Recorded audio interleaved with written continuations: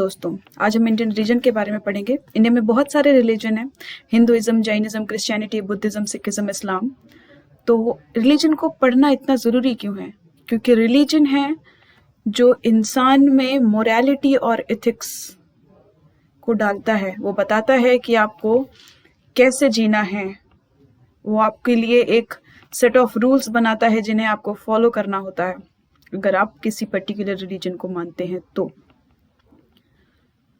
और वो आपको सही गलत क्या है वो पहचानना सिखाता है। जैसा कि विवेकानंद जी ने कहा था, World Parliament of Religion Chicago में जो हुई थी 1893 में, उन्होंने कहा था, I am proud to belong to a religion which has taught the world tolerance and universal acceptance.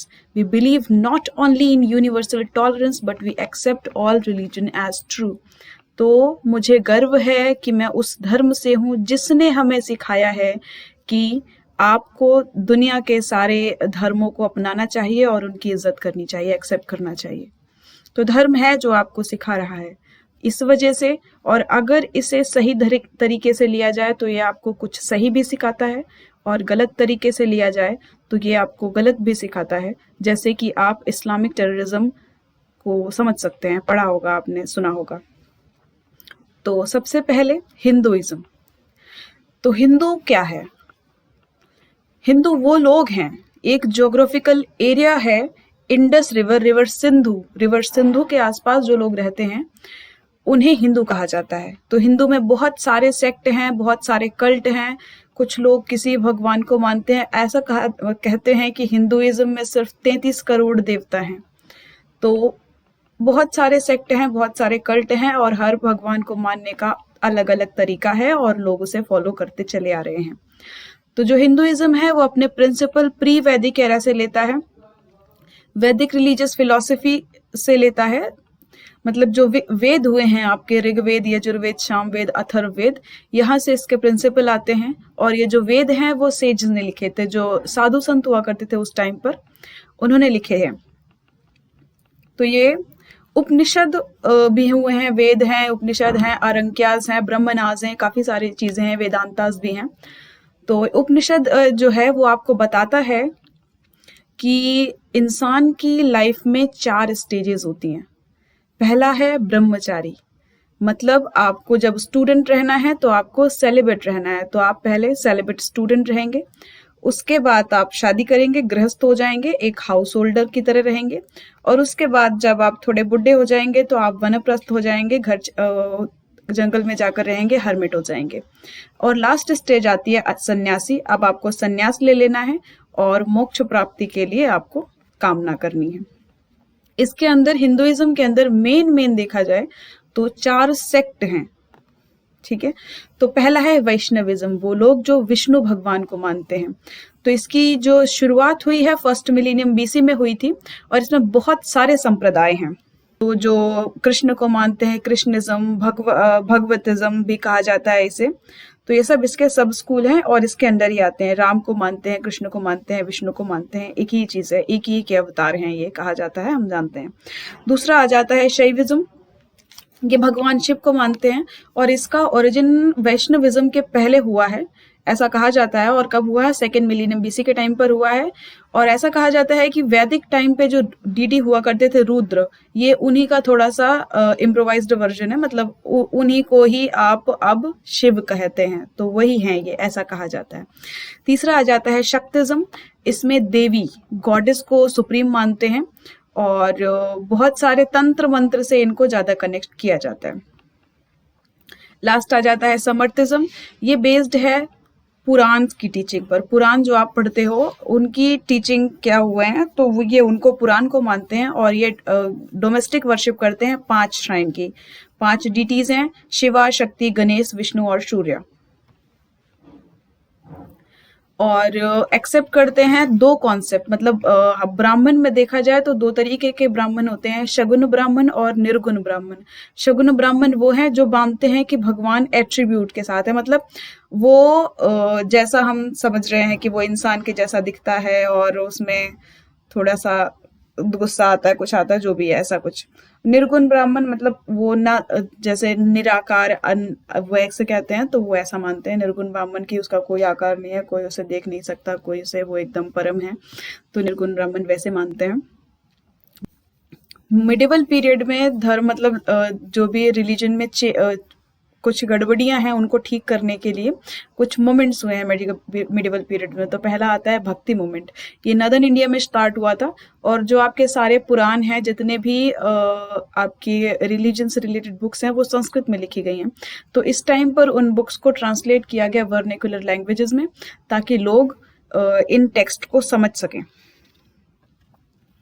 और दूसरा आता है वैष्णवाइट मूवमेंट। ये साउथ इंडिया में हुआ है। ये बहुत स्ट्रांग था और 13 सेंचुरी तक चला है, और यहाँ पर संत को एल्वर्स कहा जाता था। साउथ इंडिया में ही है कि ये जो वैष्णवाइट्स हैं वो विष्णु के डिवोटी हैं, और ये जो सॉन्ग गाया करते थे उन्हें लिखा गया है कलेक्ट करके, तो उसे प्रबंधास कहा जाता है। तीसरा मूवमेंट है शैवाइट मूवमेंट। ये साउथ इंडिया में हुआ था, और यहाँ पर सेंट्स को नयनार्स कहा जाता था। तो और मॉडर्न टाइम पे काफ़ी सारी रिचुअलिस्टिक नेचर है हिंदुइज्म का थोड़ा बहुत, तो जिस कारण से इसमें कुछ चेंजेस लाने की ज़रूरत है, ऐसा कहा जाता है। तो जैसे डोमिनेशन ऑफ ब्राह्मण्स है, सती है, चाइल्ड मैरिज है, कास्ट सिस्टम है। और ब्रिटिश के बाद वेस्टर्न आइडिया आया इक्वालिटी का, कई सारे थिंकर आए, और लिबर्टी, सेकुलरिज्म, ये सब कई सारी चीज़ें आई। तो उससे रिलेटेड भी उसके बाद कई मूवमेंट हुए हैं, तो वो मॉडर्न इंडिया के मूवमेंट हैं। तो पहला है ब्रह्म मूवमेंट जो हुआ है, राजा राम मोहन रॉय ने शुरू किया था 1828 में। ये क्वेश्चन करता है हिंदुइज्म में कुछ जो प्रॉब्लम्स हैं उनको क्वेश्चन करने की कोशिश करता है, और ये कहता है आइकोनोग्राफी मतलब मूर्ति पूजा को मना करता है कि नहीं करना चाहिए, और किसी भी तरीके की इमेज की पूजा हमें नहीं करनी चाहिए। और ये कहता है कि सती ने इसे क्या बोलते हैं, सती के खिलाफ ये बहुत ज़्यादा बोले हैं, और आखिरी में इन्होंने एक लॉ पास करवा लिया था ब्रिटिशर्स से जो सती को एबॉलिश करता था। और इन्होंने स्कूल्स भी इस्टेब्लिश करवाए ताकि मासेस लोग समझ सकें, पढ़ें, और चीज़ों को और ज़्यादा बेटर तरीके से समझ सकें। इसके अलावा भी उनका बहुत ज़्यादा कॉन्ट्रीब्यूशन है, आप हिस्ट्री में पढ़ेंगे। और इनकी डेथ के बाद ये ब्रह्मो समाज का जो पूरा कारभार रहता है वो देवेंद्रनाथ टैगोर को दे दिया जाता है 1823 में। और इसके बाद जब ये भी मतलब बहुत ज़्यादा कोशिश करी इन्होंने, ब्रिटिश और क्रिश्चियन मिशनरीज कन्वर्जन करा रहे थे, जो पुअर लोग थे उनको बहला फुसला करके क्रिश्चियनिज्म में कन्वर्ट कर लिया करते थे। तो देवेंद्रनाथ टैगोर ने कोशिश करी, इन्होंने काफ़ी क्रिटिसाइज किया, और इन्होंने ये भी कहा हिंदू के जो लीडर्स हुआ करते थे, मतलब उन्होंने बोला कि आपको क्या करना चाहिए कि चेंजेस करने चाहिए अपने धर्म में, ताकि लोग इसे छोड़ कर ना जाएं। और देवेंद्रनाथ टैगोर ने अपना जो मतलब रिस्पॉन्सिबिलिटी थी, ये अपने बाद केशव चंद्र सेन को देते हैं, जो चाइल्ड मैरिज, पॉलीगैमी और कास्ट सिस्टम के खिलाफ काफ़ी बोलते हैं। लेकिन कुछ गड़बड़ हो जाती है, जिस कारण से जो आपका ब्रह्मो मूवमेंट था वो टूट जाता है, ब्रह्मो समाज टूट जाता है, और भारतीय ब्रह्मो समाज और साधारण ब्रह्मो समाज में दो पार्ट इसके हो जाते हैं। दूसरा मूवमेंट आता है रामकृष्ण मिशन, जो कि स्वामी विवेकानंद ने शुरू किया था 1897 में स्टार्ट हुआ है ये। और ये एडवोकेट करता है, मतलब ये कहता है कि जो गॉड है, सुप्रीम गॉड है, वो फॉर्मलेस समझ लो या फिर किसी ऑब्जेक्ट के अंदर समझ लो, कैसा भी समझ लो, लेकिन इंसान का जो पर्पस है कि उसको समझना है, मतलब उसको पाना है। इसे न्यू हिंदुज्म कहा है इन्होंने। और ये चाहते थे कि इंसान अपना माइंड और सोल सब मतलब कंबाइन करे और सोचे कि हिंदुज्म में क्या गड़बड़ी है, उसे ठीक किया जाए। ये पहले के मूवमेंट हैं, और उस टाइम पे क्या कंडीशन थी उसके अकॉर्डिंग ये सब कहा गया है, तो ये उस टाइम से रिलेट किया जाए। थ्री फोल्ड फिलॉसफी ये कहते थे कि पहला है कि वेदांतिक स्पिरिचुअलिटी को स्प्रेड किया जाए, और दूसरा है कि harmonious existence of all world religion, दुनिया के सारे जो रिलीजन है वो एक साथ एक जगह रह सके, ऐसी कंडीशन क्रिएट करी जाए, और कंसिडर किया जाए कि इंसान की सर्विस ही गॉड की सर्विस है। तीसरा मूवमेंट आ जाता है आर्य समाज। ये स्वामी दयानंद सरस्वती ने ऑर्गेनाइज किया था, ये मतलब उसके हेड थे। ये कहते थे, ये पूरी तरीके से वेद को मानते थे कि जो कुछ वेद में लिखा है वही सच है और वही हमें मानना चाहिए। ये वेद को मतलब वैल्यूज और नॉलेज का पूरा गत्था मानते थे कि वहां पर सब कुछ लिखा हुआ है। इन्होंने नारा भी दिया था, वेद की ओर चले। तो work for welfare of man का इन्होंने वेलफेयर के लिए काफी काम किया, एजुकेशन के लिए काफी सारे स्कूल्स खोले ताकि बच्चे पढ़ सकें। और इन्होंने आइकोनिक्लाज्म को बढ़ावा दिया कि नहीं ठीक है, मूर्ति पूजा वगैरह करना चाहिए आपको। और शुद्धि मूवमेंट कराया, मतलब जो कन्वर्ट हो चुके थे आपके हिंदूज किसी दूसरे रिलीजन में, क्रिश्चियनिज्म में, मुस्लिम में, इस्लाम में, किसी में भी, तो इन्हें वापस से कन्वर्ट कराया और इसे शुद्धि मूवमेंट या प्यूरिफिकेशन कहा। देन आता है श्रमण स्कूल। श्रमण स्कूल क्या है, मतलब एक तो आपका हिंदुइज्म है और इसके साथ जो पैरेलल जितने भी रिलीजन चल रहे हैं वैदिक कल्चर के अलग, वैदिक रिलीजन के अलग, उन्हें श्रमण स्कूल कहा गया है। ये नास्तिक कहा जाता है इन्हें। और दूसरा हेटेरोडॉक्स फिलॉसफी ऑफ स्कूल कहा जाता है। तो इसमें कौन कौन से आते हैं, इसमें बुद्धिज्म आता है, जैनिज्म आता है, आजीविकाज आता है, अजनाज आता है और चरवकाज आते हैं। ये 5 हैं आपके शर्मन स्कूल में आते हैं और हेटेरोडॉक्स स्कूल ऑफ फिलॉसफी में आते हैं, नास्तिक कहा जाता है इन्हें। बुद्धिज्म जो है वो 4th लार्जेस्ट रिलीजन है वर्ल्ड का। सबसे मतलब इस्लाम और क्रिश्चियनिटी और हिंदुइज्म के बाद आपका नंबर आता है बुद्धिज्म का। तो 7% ऑफ वर्ल्ड पॉपुलेशन जो है वो बुद्धिज्म को फॉलो करती है। 0.7% इंडिया की पॉपुलेशन जो है वो बुद्धिज्म को फॉलो करती है। और जो इंडिया के ज्यादातर मेजॉरिटी के बुद्धिस्ट फॉलोअर हैं वो महाराष्ट्र में रहते हैं। फर्स्ट सरमन जो दिया था बुद्ध ने अपना डियर पार्क में दिया था, सारनाथ वाराणसी में, आपको पता ही है। वहीं से आपका धर्म चक्र प्रवर्तन शुरू होता है, ये कहते हैं। और ये वेद को रिजेक्ट करते हैं, आत्मा होती है ऐसा कुछ नहीं कहते हैं, रिजेक्ट करते हैं ये। जैन जिसको मानते हैं, जैन कहते हैं नहीं आत्मा होती है। 3 ज्वेल कहे हैं बुद्धिज्म में। त्रिरत्न हैं, क्या है त्रिरत्न? पहला है बुद्ध, दूसरा है संघ और तीसरा है धम्म। तो बुद्ध क्या है? एनलाइटनमेंट, जैसे ज्ञान प्राप्त हो चुका है, और उसे तथागत या फिर साक्य मुनि कहा जाता है। ये बुद्ध के ही दूसरे नाम आप कह सकते हैं। दूसरा है धम्म, इसका मतलब टीचिंग, बुद्ध की जो टीचिंग रही है वो धम्म है। और संघ मोनेस्टिक ऑर्डर, मतलब इसकी शुरुआत बुद्ध ने करी थी। मतलब उन्होंने जब पहला अपना उपदेश दिया उसके बाद जिन्हें दिया वो उनके साथ ही हो गए, तो वो लोग हो गए, फिर उन्होंने जिसे दिया वो उनके साथ हो गए। तो इस तरीके से लोग जुड़ते चले गए, तो एक संघ बन गया, वही है संघ, मोनेस्टिक ऑर्डर। तो ये 3 ज्वेल्स हैं, त्रिरत्ना कहा जाता है इसे। प्रीडेसर मतलब बुद्ध के पहले कौन बुद्ध हुए हैं, तो वो हैं कसपा बुद्धा, और इनके सक्सेसर कौन है? मैत्रेय इनके सक्सेसर हैं। A concept of philosophy Buddhism के अंडर क्या आता है कि 4 नोबल ट्रुथ मानते हैं ये। पहला है ट्रुथ ऑफ सफरिंग, कि आपको दुख होगा, आप यहाँ आए हो तो दुख होगा। दुख का कारण क्या है? डिजायर है। और अगर आपको ऐसा ही रहा, मतलब डिजायर रही आपको, तो संसारा मतलब साइकिल ऑफ रीबर्थ, पुनर्जन्म आपका होता रहेगा। दूसरा है कि ओरिजिन ऑफ सफरिंग, कोई अगर सफरिंग हो रही है आपको तो उसका कोई ओरिजिन होगा, उसके समुदाय कहा गया है। तीसरा है सिजेशन ऑफ सफरिंग, मतलब अगर आपको सफरिंग हो रही है तो आप उसे कम करने की कोशिश करोगे, निरोधा। फिर आ जाता है part of caseation of suffering, path, मतलब आप उससे अगर छुटकारा पाना चाहते हो तो पाथ आपने क्या चुना है, सही पाथ है या नहीं है, तो वो है मग, कौन सा पाथ ले रहे हो आप। बुद्ध कहते हैं उनका एक मिडिल पाथ है, मतलब ये आपको फॉलो करना चाहिए, जिसे मध्यम मार्ग कहा जाता है, जो डिस्क्राइब करता मतलब 8 फोल्ड पाथ इन्होंने डिस्क्राइब किया है कि ये आपको फॉलो करना है, ये है मध्यम मार्ग, और अगर ये फॉलो करोगे आप तो आपको लिबरेशन मिलेगा। तो पहला है कि kind, truthful and right speech, प्यार से बोलिए, सही बोलिए और सच बोलिए, ठीक है। दूसरा है honest, peaceful and right action. तीसरा है right livelihood with does not harm, मतलब सही से जिए, ऐसा जिए कि किसी दूसरे को कोई दिक्कत ना हो। चौथा है right effort and cultivating self control. पांचवा राइट माइंडफुलनेस। छठा है right meditation and concentrating on the meaning of life. सातवां है राइट थॉट्स। आठवां आ जाता है avoid superstition and cultivate right understanding. ये है आपका अष्टांगिक मार्ग भी कहा जाता है, 8 फोल्ड मार्ग या फिर अष्टांगिक मार्ग कहें, एक ही बात है।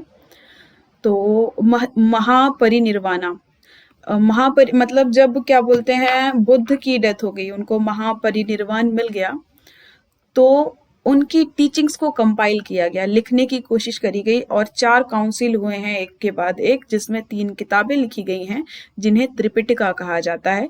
ये पाली भाषा में लिखी गई हैं। जो पहली है उसे विनय पिटका कहा जाता है, दूसरी है सूत पिटका कहा जाता है और तीसरी है अभिधम्मा पिटका। ये तीनों किताबें हैं जो बुद्ध की टीचिंग्स को अपने अंदर कंपाइल करती हैं। 4th काउंसिल जो हुई है वो क्या बोलते हैं, किंग कनिष्क के रेन के टाइम पे हुई थी, और जिस टाइम पर बुद्धिज्म स्प्लिट हो गया था, महायान और हीनयान में 2 ग्रुप में बट गया था, ये पार्ट में बटा हुआ है, Hinayana Buddhism, Mahayana Buddhism, Theravada Buddhism और वज्रयान बुद्धिज्म। तो हीनयान बुद्धिज्म कहते हैं कि यहाँ पर मतलब अब ये एग्जिस्ट नहीं करता है। ओरिजिनल टीचिंग जो पहले बुद्ध कहकर गए थे उसे ही मानते हैं ये, और इसे ऑर्थोडॉक्स स्कूल कहा जाता है। हीनयान मतलब लेसर व्हीकल, यहाँ पर बुद्ध को भगवान नहीं माना जाता, उन्हें एक महान इंसान माना जाता है कि मतलब वो जैसे जी कर गए हैं वो हमें सिखा कर गए हैं और हमें उनके पथ पर चलना चाहिए, वो जो कह कर गए हैं उसे फॉलो करना चाहिए। तो ये क्या बोलते हैं, जब उन्हें भगवान मानते नहीं है तो उनकी आइडल वर्शिप, उनकी किसी इमेज को लेकर के वर्शिप करना ये नहीं मानते हैं कि हमें ऐसा नहीं करना चाहिए। और ये इंडिविजुअल साल्वेशन पर बिलीव करते हैं कि अगर आप उनका वे फॉलो करोगे, सेल्फ डिसिप्लिन और मेडिटेशन प्रॉपर तरीके से करोगे तो आपको भी निर्वाण मिलेगा। और इसके भी सब सेक्ट हैं हीनयान के, स्थराविड़ा और थेरावड़ा। एम्परर अशोक ने हीनयान सेक्ट को ही पैट्रनाइज किया था। महायान बुद्धिज्म आ जाता है, वर्ल्ड के 53.2% लोग जो हैं वो इसको ही फॉलो करते हैं और इसे ग्रेटर व्हीकल कहा जाता है, मतलब इसमें बुद्ध को भगवान कहा जाता है। बिलीव इन हेवनलीनेस ऑफ बुद्धा, मतलब बुद्ध भगवान हैं और बोधिसत्वास जो उनके पथ पर चल रहे हैं वो बोधिसत्वास हैं। अल्टीमेट गोल क्या है कि आपको अपनी स्पिरिचुअल अपलिफ्टमेंट करना है, खुद को और ज़्यादा बेटर बनाना है। फॉलोअर्स बिलीव करते हैं आइडल वर्शिप भी करेंगे और इमेज वर्शिप भी करेंगे, और यही लोग हैं जो बुद्धा के इमेज वगैरह बनाते हैं। Bodhisattva concept of solvation of all conscious individual, मतलब कोई भी हो, बोधिसत्व कॉन्सेप्ट, बुद्ध के बाद जो बुद्ध बनने की कोशिश करेंगे, मतलब उनके पथ पर चलने की कोशिश करेंगे, उन्हें बोधिसत्वास कहा जाता है। बोधिसत्व और साल्वेशन ये सबके लिए, ऑल कॉन्शियस इंडिविजुअल्स के लिए पॉसिबल है। Universal liberation from suffering of all beings, मतलब सब पॉसिबल है, सारी सफरिंग से पॉसिबल है छुटकारा पाना, ये कहते हैं। Complete enlightenment for the benefit of all being, आपको खुद को एनलाइट करना है, क्यों? सबके बेनिफिट के लिए, सिर्फ अपना नहीं सोचना है आपको। बोधिसत्वास जो अपना क्या बोलते हैं गोल अकम्प्लिश कर लेते हैं, मतलब उन्हें निर्वाण अगर मिल जाता है तो उन्हें सम्यक बुद्धा कहा जाता है। अब प्रोमिनेंट महायान टेक्स्ट जो हुए हैं वो लोटस सूत्रा और महावंसा एटसेट्रा हुए हैं, कई सारे हैं। लोटस सूत्रा महायान स्कूल बिलीव करता है कि 6 परफेक्शन होते हैं और परमितास कहा जाता है जो इंसान को फॉलो करने चाहिए। ये किताब जो है वो संस्कृत में लिखी हुई है। तो 6 परमितास क्या है कि दान देना चाहिए, जेनरसिटी। दूसरा है शील, आपको मतलब एकदम जो शालीनता से अच्छे तरीके से व्यवहार करना चाहिए, डिसिप्लिन में रहना चाहिए। शांति, पेशेंट, टॉलरेंस, एक्सेप्टेंस, ये चीजें आपके अंदर होनी चाहिए। वीर्य, एनर्जी, विगर्स, एफर्ट करना चाहिए आपको। फिर है ध्यान, आपको 1 पॉइंटेड मेडिटेशन करना चाहिए। और प्रजना, वर्शिप और इंसाइट, ये सब आपके अंदर होना चाहिए। ये 6 परफेक्शन है जो लोटस सूत्रा महायान की किताब है उसमें दिया हुआ है, ये संस्कृत भाषा में लिखी हो। तो अदर कंट्रीज जो हैं वो महायान को फॉलो करने वाले फॉलोअर्स आपको Nepal, Bangladesh, Japan, Vietnam, Indonesia, Malaysia, Singapore, Mongolia, China, Bhutan, Tibet में मिल जाएंगे। थेरावड़ा बुद्धिज्म आता है अब तीसरा। ये 35.8%, 35.8% लोग थेरावड़ा बुद्धिज्म, मतलब वर्ल्ड के 35.8% लोग थेरावड़ा बुद्धिज्म को मानते हैं। और ये कहते हैं Samatha, calming of mind and Vipassana, Vipassana करना चाहिए, form an integral part of noble eightfold path. ये अष्टांगिक मार्ग तो फॉलो करते ही हैं, उसके साथ माइंड को शांत करना, कामिंग ऑफ माइंड, और विपसना ये भी उसमें इंक्लूड करते हैं। ये विपसना मतलब होता है insight into 3 marks of existence. 3 marks of existence की कोई भी चीज परमानेंट नहीं है, इम्परमानेंस। दूसरा है कि सफरिंग है, और तीसरा है कि रियलाइजेशन ऑफ नॉन सेल्फ, कि हम नहीं हैं, ये आप रियलाइज कीजिए। ये 3 चीजें हैं जो आपकी एग्जिस्टेंस को मार्क करती हैं। ये विपसना आपको एस्टेब्लिश करने की कोशिश करता है। तो थेरावड़ा बुद्धिज्म विपसना मानता है। 3 एग्जिस्टेंस के मार्क हैं।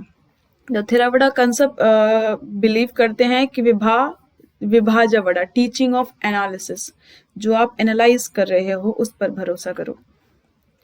और Visuddhimagga, path of purification, path of purification मानते हैं। तो ग्रेट ट्रिटाइज है थेरावड़ा बुद्धिज्म स्कूल की, जो कि क्या बोलते हैं, बुद्ध घोषा ने लिखी है, विशुद्धि मघा। ये क्या बोलते हैं 5th सेंचुरी बीसी में लिखी गई है, श्रीलंका में लिखी गई थी। तो विशुद्धि मघा बहुत इंपॉर्टेंट किताब है थेरावड़ा बुद्धिस्ट लोगों के लिए। और ये 7 स्टेजेस ऑफ प्यूरिफिकेशन को मानते हैं, जो है 7 विशुद्धि, 7 विशुद्धि। और अगर आप 7 स्टेजेस ऑफ प्यूरिफिकेशन को मानते हो तो आप साल्वेशन प्राप्त कर सकते हो। ये पाली क्या बोलते हैं, पाली भाषा को काफी सैक्रेड मानते हैं, कि बहुत पवित्र भाषा है, तो पाली भाषा को मानते हैं ये। अदर कंट्रीज में जिनमें आपको थेरावड़ा बुद्धिस्ट के फॉलोअर्स मिलेंगे वो हैं श्रीलंका, कंबोडिया, लाओस, थाईलैंड और म्यांमार। चौथा आ जाता है वज्रयाना बुद्धिज्म। ये तांत्रिक बुद्धिज्म भी है। इसमें क्या बोलते हैं 5.7% वर्ल्ड के लोग इसे फॉलो करते हैं। मेन डीटी इनकी तारा है, जो कि एक लेडी है। यहाँ पर हुआ यह है कि ब्राह्मणिज्म का जो तंत्रिज्म है वो इसमें थोड़ा सा एड ऑन हो गया है। तो ब्राह्मणिकल तंत्रिज्म और बुद्धिस्ट फिलॉसफी ये ऐड होकर बनता है वज्रयान बुद्धिज्म। तो ये बिलीव करता है तंत्र, मंत्र, यंत्र वगैरह में फास्ट, और ये कहता है कि इस वे को अगर आप फॉलो करोगे तो आप जल्दी लिबरेशन मिल जाएगा आपको, लेकिन इसमें करने में बहुत स्किल्स की जरूरत पड़ती है। तो स्किलफुल मेथड इसमें काफी हैं। तो अदर कंट्रीज जहाँ पर आपको वज्रयान के फॉलोअर्स मिलेंगे वो हैं तिब्बत, भूटान, मंगोलिया, और ख्याल में किया ये क्या लिखा हुआ है, डोमिनेंट डिसिपल हुए हैं बुद्धा के एंशियंट टाइम में। पहले हैं सरिपुता, ये चीफ डिसिपल हुआ करते थे, और महामोगलाना ये भी चीफ डिसिपल हुआ करते थे। इनके अलावा भी कई सारे हैं, जैसे आनंदा और महाकश्यपा पूर्णा और मैत्रियानी पुत्र, अनुरुद्धा, राहुल, कात्यायन, उपाली और अनंत पिंडका, सुभूति, जीवका, बस इतने ही हैं। और अदर प्रोमिनेंट पर्सनालिटी जो हुए हैं जो बुद्ध से कनेक्टेड थे, तो पहले हैं नागसेना। इन पे मतलब बुद्ध तो मिलिंद पन्हो किताब लिखी गई है। मिलिंद को काफी ज्यादा क्वेश्चन थे, तो उन्होंने जाकर के पूछे साधु से, नागसेना से। तो इन्होंने उन क्वेश्चन और आंसर्स को मिला करके एक किताब लिखी है, मिलिंद पन्हो। ये 150 बीसी के टाइम पर लिखी गई है। उसके बाद आते हैं नागार्जुन। ये 150 से 250 एडी के टाइम है इनका। इन्होंने फाउंड किया था मध्यमका स्कूल महायाना का इन्होंने फाउंड किया था। फिर आ जाते हैं वसुबंधु। ये 4th से 5th सेंचुरी के एडी के टाइम पर हैं, और ये गांधार से हैं, और इन्होंने श्रावस्तिवड़ा और स्वतंत्रिका स्कूल के बारे में लिखा है। फिर आ जाते हैं बौद्ध धर्म।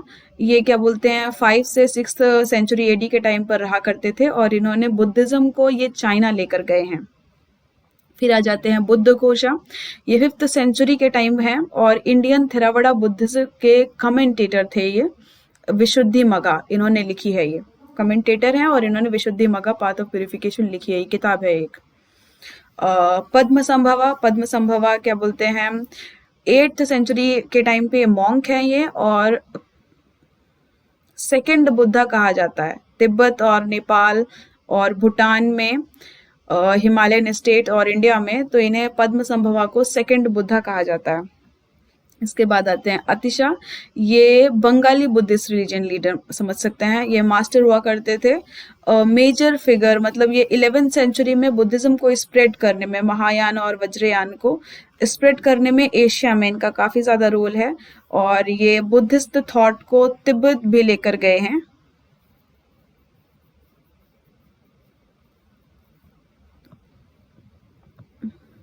फिर आ जाते हैं दलाई लामा और इन्हें मॉडर्न स्पिरिचुअल लीडर कहा जाता है और ये yellow hat school of Tibet Buddhism को इन्होंने, मतलब उनके लीडर हैं ये।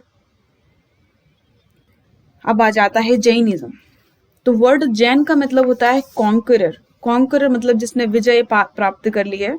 ये रिलीजन के लोग जो हैं वो खुद की डिजायर्स को कंट्रोल करने की कोशिश करते हैं, जो कॉन्कर कर लेता है वो है जैन। करते हैं ये वेद को कि वेद कुछ होते हैं, लेकिन आत्मा सोल पर बिलीव करते हैं कि सोल होती है और वो क्या बोलते हैं हमारे हाँ लिखा हुआ है एक्सपीरियंस और एग्जिस्टेंस, मतलब जब हम कुछ कोई चीज एक्सपीरियंस करते हैं तो वो हमारे मन में एक मतलब कुछ क्रिएट करता है, एक रिमेम्बरेंस की, उससे अब हमें इस तरीके से डील करना है, तो उस तरीके से आपकी आत्मा सीखती है, ये ऐसा मानते हैं। तो मेजर जैन पिलग्रिम जो इंडिया में हुए हैं, दिलवारा टेम्पल है माउंट आबू राजस्थान में, और पलिताना टेम्पल है गुजरात में, गिरनार है गुजरात में, शिखरजी है झारखंड में, और श्रवण बेलागोला है कर्नाटक में। 24 तीर्थंकर हुए हैं, नाम ये दिए हुए हैं, ऋषभनाथ, आदिनाथ, अजिता, संभवा, अभिनंदना, सुमति, पद्म प्रभा, सुप्रशा और चंद्रप्रभा, सुविधि, शीतल, श्रेयंशा, वशु पूज्या, विमला, अनंता, धर्मा, शांति, कुंथु, अरा, माली, मुनीश्वता स्वरता, नामी, नेमी, पाशवनाथ और महावीरा।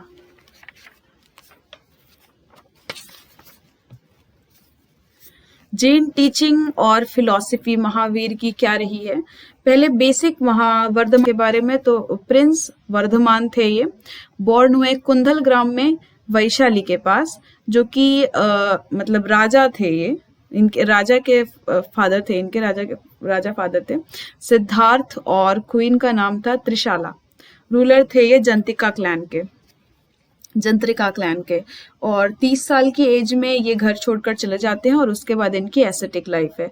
10th डे ऑफ बैसाख की 10वें दिन ये क्या बोलते हैं किसी गांव में पहुंचते हैं जो है पावा नियर पटना के पास, और वहां पर इन्हें कैवल्य प्राप्त होता है और उसके बाद इन्हें टाइटल दिया जाता है महावीरा, मतलब ग्रेट हीरो, जीतेंद्रिया जिसने अपनी सेंस को जीत लिया है, तो कॉन्करर ऑफ ऑल सेंस, और निर्ग्रंथा, फ्री फ्रॉम बॉन्ड्स। तो जैन टीचिंग और फिलॉसफी क्या कहती है कि stressed on renunciation of world, renunciation of world पर स्ट्रेस किया गया है, और दूसरा है स्ट्रिक्ट एसेटिज्म और moral cultivation, live away not harm any being, किसी को आपको क्या बोलते हैं नुकसान नहीं पहुंचाना है, एसेटिक लाइफ जीनी है। और 3 ज्वेल हैं इसमें भी, 3 फोल्ड पाथ भी कह सकते हो। तो राइट बिलीफ, सम्यक दर्शन, पहला है राइट बिलीफ सम्यक दर्शन, दूसरा है राइट नॉलेज सम्यक जना, तीसरा है राइट कंडक्ट सम्यक चरिता। ये कहता है कि आपको 5 कंस्ट्रेंट फॉलो करने चाहिए जिंदगी में। तो पहला है अहिंसा, नॉन वायलेंस, फिर आ जाता है सत्य बोलना चाहिए आपको, और चोरी नहीं करनी चाहिए, अस्त्या, अपरिग्रह, नॉन एक्विजिशन, कुछ एक्वायर नहीं करना है आपको, और ब्रह्मचर्य, कास्ट लिविंग, और ये महावीरा ने ऐड किया, ये पहले नहीं था, पहले सिर्फ 4 कंस्ट्रेंट थे। और सैंक्टेरियन list of following 8 auspicious symbol, तो 8 ऑस्पिशियस सिंबल हैं जैनिज्म में जिन्हें काफी पवित्र माना जाता है। तो पहला है स्वास्तिक, जो पीस और वेलबींग ऑफ ह्यूमन को रिप्रेजेंट करता है। दूसरा है नंद्यवर्त्या, ये थोड़ा सा लार्ज स्वास्तिक है जिसमें 9 एंड पॉइंट होते हैं। स्वास्तिक में 4 होते हैं और नंद्यवर्ता में 9 एंड पॉइंट्स होते हैं। फिर आ जाता है भद्रसना, ये एक थॉर्न है जो सैक्रिफाई कर मतलब सैंक्टिफाई करता है, मतलब जैन का फीट है ये। और श्रीवस्ता, ये मार्क है जैन के चेस्ट में जो मार्क करता है कि उसकी जो सोल है वो प्योर है। फिर दर्पण, दर्पण आपकी क्या बोलते हैं इनर सेल्फ को रिफ्लेक्ट करता है। फिर आ जाता है मन्युगल, तो ये कपल ऑफ फेसेस होती हैं जो क्या बोलते हैं बताती हैं कि सेक्सुअल अर्ज पर कॉन्क्वेस्ट हासिल कर ली गई है। फिर आ जाता है वर्धमानका, वालो डिस्क होता है और यूज्ड एज लैम्प, उसको लैम्प की तरह यूज किया जाता है। वो वेल्थ को शो करता है क्योंकि हमने अच्छे काम किए हैं, उसको कहा जाता है वर्धमानका। और कलश एक पॉट है जो क्या बोलते हैं वाटर से फिल है, वो क्या बोलते हैं वाटर को सिग्निफाई करता है। 2 मेजर स्कूल हैं जैनिज्म में, पहला है दिगंबर, इसमें मतलब सब सेक्ट भी हैं, तो मूल संघ ओरिजिनल, और इसके बाद तेरापंथी, तारापंथी और विश्वपंथी ये और मॉडर्न हैं। तो ये दिगंबर के अंडर कई सारे सेक्ट आते हैं वो हैं। और दूसरे हैं श्वेतांबर, इसमें स्थनकाविस और मूर्ति पूज्य का ये इसके सब सेक्ट हैं। दिगंबर स्कूल, दिगंबर मतलब दिशाएं ही जिनके वस्त्र हैं। तो ये सारे के सारे 5 कंस्ट्रेंट जो अभी हमने पढ़े थोड़ी देर पहले वो सारे फॉलो करते हैं ये। और भद्र बाहु इसके काफी बड़े एक्सपोनेंट रहे हैं। अर्लीस्ट रिकॉर्ड है इनका प्राकृत सूत पहुदा, प्राकृत सूत पहुदा किसने लिखा है? कुंड ने लिखा है, कुंद ने लिखा है, कुंद ने लिखा है प्राकृत सूत। दिगंबर स्कूल ये सारे के सारे 5 कंस्ट्रेंट को मानते हैं और भद्रबाहु इनके बहुत अच्छे एक्सपोनेंट रहे हैं। अर्लीस्ट रिकॉर्ड अगर आप देखेंगे तो प्राकृत सूत पहुदा मिलता है जिसे कुंद ने लिखा है। फिर अब बिलीव करते हैं कि वुमेन जो है वो तीर्थंकर नहीं हो सकती हैं और इसलिए माली एक तीर्थंकर हुए हैं इनके। तो ये कहते हैं कि वो वुमेन नहीं थी, वो आदमी थी, मतलब आदमी थे जो भी। और मोनेस्टिज्म रूल आर मोर रिजिड, मतलब भगवान एक ही है। और श्वेतांबर स्कूल आ जाता है इसके बाद। तो श्वेतांबर मतलब सफेद वस्त्र पहनते हैं, सफेद कपड़े पहनते हैं ये। Follow the preaching of Parshvanath, ये पार्श्वनाथ की टीचिंग को फॉलो करते हैं। और ओनली 4 कंस्ट्रेंट जो अभी हमने पढ़े, ये ब्रह्मचर्य को नहीं मानते हैं कि ब्रह्मचर्य जरूरी होता है कैवल्य प्राप्त करने के लिए, ये नहीं मानते हैं। और स्थूलभद्रा इनके क्या बोलते हैं ग्रेट एक्सपोनेंट रहे हैं, मतलब एक बालभद्र, ये भद्रबाहु मतलब इन्होंने एक भविष्यवाणी करी थी कि यहाँ पर वो सूखा पड़ने वाला है और उसके बाद एक कर्नाटक चले गए थे। तो इनके जो फॉलोवर हुए हैं बाद में उन्हें दिगंबर कहा गया है। और जो रह गए थे स्थूल भद्रा, इनके ये क्या बोलते हैं ये मगध में रहे थे, तो इनके जो फॉलोवर हैं उन्हें श्वेतांबर कहा गया है। तो इसमें क्या है कि मॉन्क सिंपल व्हाइट क्लॉथिंग पहनेंगे, बेगिंग बाउल होगा इनके पास, एक ब्रश होगा, झाड़ू जो क्या बोलते हैं रास्ते के इंसेक्ट्स को रिमूव करेगा ताकि पैरों से उनकी डेथ ना हो जाए, बुक होगी और राइटिंग मटेरियल होगा। इसके अलावा मॉन्क के पास कुछ नहीं होगा। ये बिलीव करते हैं कि मॉन्क वुमेन भी हो सकते हैं, मेन भी हो सकते हैं, और इसलिए ये कहते हैं कि माली जो थी वो एक प्रिंसेस थी।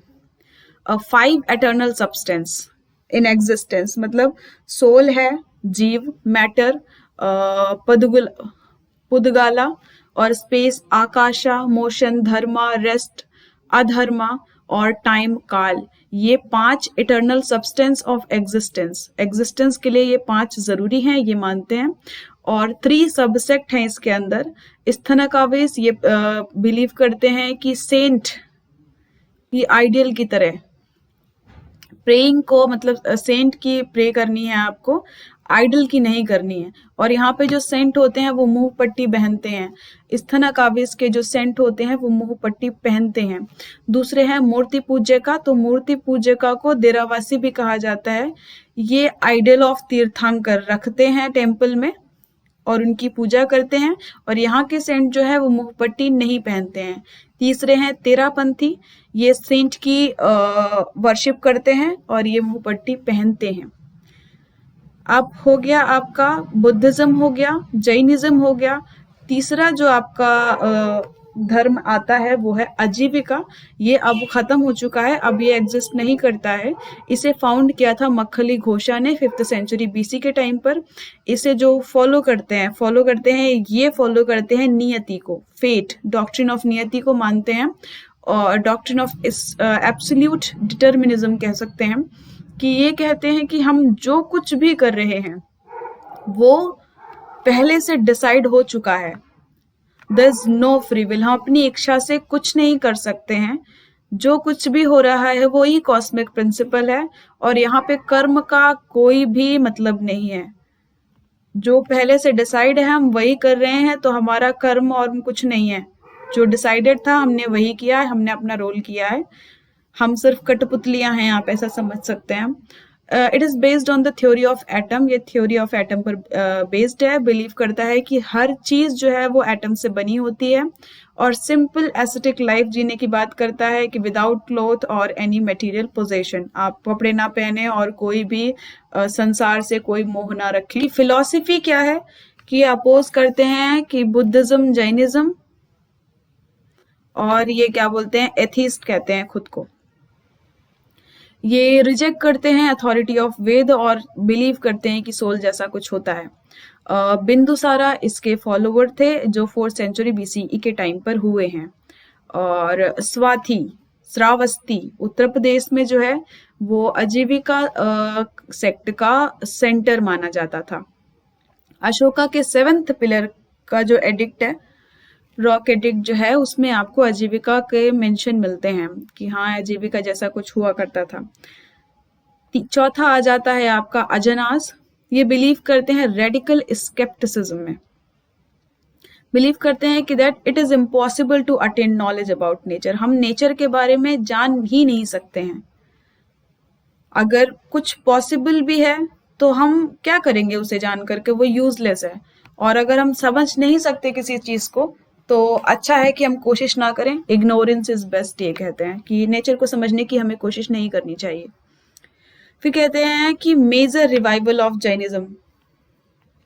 ये क्या बोलते हैं, जैनिज्म और बुद्धिज्म से काफी लड़ा करते थे, तो मेजर रिवाइवल्स थे उनके। आता है आखिरी स्कूल है चरवाका स्कूल। हेटेरोडॉक्स स्कूल में आखिरी स्कूल है चरवाका स्कूल, जैसे लोकायता फिलॉसफी भी कहा जाता है। और बृहस्पति ने इसकी फाउंडेशन रखी थी, और ये one of the earliest school है। और इसमें वेद और बृहदंका उपदेश हुआ, उपनिषद हुआ है। बृहदरंक्या उपनिषद हुआ है, उसमें क्या बोलते हैं मेंशन मिलता है आपको चरवाका स्कूल का। मेन प्रोपाउंडर हुए हैं, उनको materialistic view to achieve salvation मानते हैं।